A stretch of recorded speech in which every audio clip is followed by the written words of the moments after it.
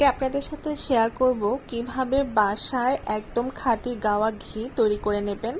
ঘি কিন্তু আমাদের প্রতিদিনকার রুটিনে মোটামুটি সবারই বাসায় খুব দরকার হয়, বিশেষ করে পরোটার সাথে খাওয়ার সময়। তখন কিন্তু আমরা ঘিটাকে খুব মিস করি।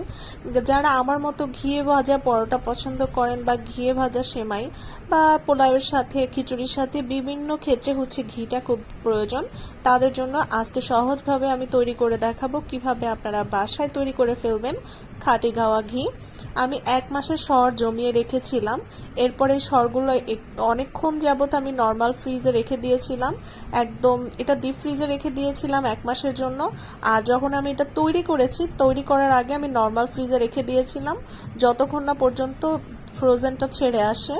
এরপরে আমি একটা ব্লেন্ডার জারের মধ্যে দুধের সরগুলো নিয়ে নিয়েছি এবং ঠান্ডা পানি ও কিছুটা আইস দিয়ে এটাকে আমি ব্লেন্ড করে নিয়েছি। ব্লেন্ড করার পরে এইরকম একটা টেক্সচার আসছে। এখন এখানে আমি আরও কিছু আইস এবং আরও কিছু ঠান্ডা পানি অ্যাড করব।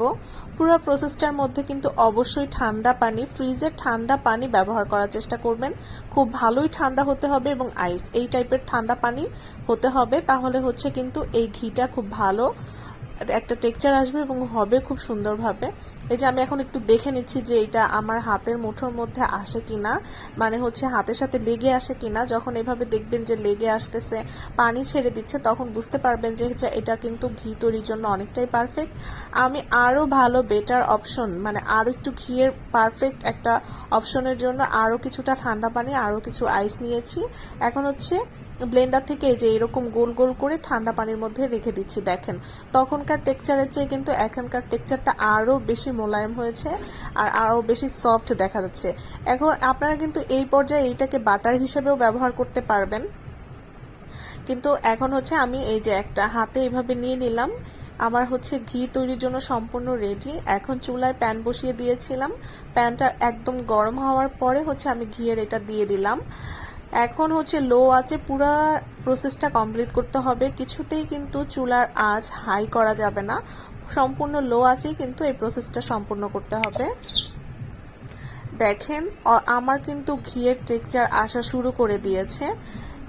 দুধের সরগুলো কিন্তু জমে একদম মানে গলে গিয়েছে। হ্যাঁ, এখন এটা আস্তে আস্তে ঘি তৈরি হয়ে যাবে। এমনিতে কিন্তু বাজারে ঘিয়ের দাম অনেক বেশি, তো আমরা তো আমাদের বাসায় প্রতিদিনই বাচ্চাদের জন্য, নিজেদের জন্য দুধ খেয়ে থাকি। তো দুধের সরটা কিন্তু এইভাবেই বাসায় জমিয়ে মাসের জন্য, পুরো 1 মাসের জন্য বা 15 দিনের জন্য আপনারা এইভাবে ঘি তৈরি করে নিতে পারেন।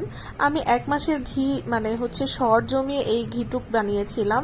আপনারা চাইলে আরও 2-3 মাস বা আরও যাদের বাসায় বেশি দুধ জাল হয় সেই বাসায় আরও বেশি সর জমিয়ে এইভাবে ঘিটা বানিয়ে নিতে পারেন।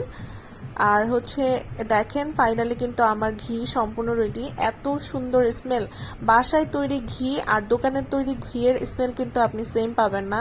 বাসারটা অবশ্যই 1000 গুণে বেটার এবং ভালো হবে। এইভাবে এখন আমি রেখে দেব। ঠান্ডা হওয়ার পর আমি ঢেলে নিয়েছি একটা পাত্রের মধ্যে এবং এটা দিয়ে এখন প্রতিনিয়তই আমার ঘি ভাজা পরোটা খাওয়া হচ্ছে, ডিম খাওয়া হচ্ছে, নানান পদ রেসিপি আমি তৈরি করতে পারছি। তো আজকের এই সহজ ঘি রেসিপিটা আপনাদের যদি ভালো লেগে থাকে তাহলে আমার চ্যানেলে একটা সাবস্ক্রাইব করে দিবেন। আর ধন্যবাদ সবাইকে। দেখা হবে অন্য কোনো রেসিপিতে। আল্লাহ হাফেজ।